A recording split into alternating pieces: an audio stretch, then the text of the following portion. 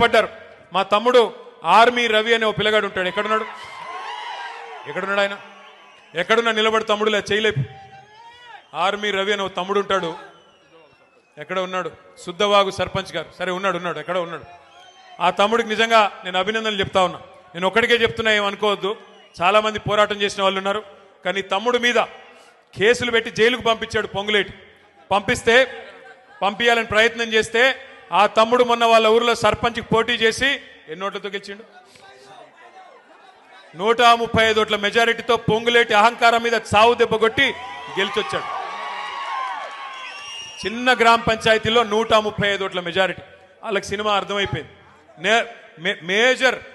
Major గ్రామ పంచాయతీలు మనం గెలిచాం. ఉన్న ఒకే ఒక రూరల్ మండలంలో 25 ఉన్నాయనుకుంటా గ్రామ పంచాయతీలు. 25 37 ఉంటే అక్కడ కూడా 3వ వంతు సీట్లు మనం గెలుచుకున్నాం. అట్లాగే మన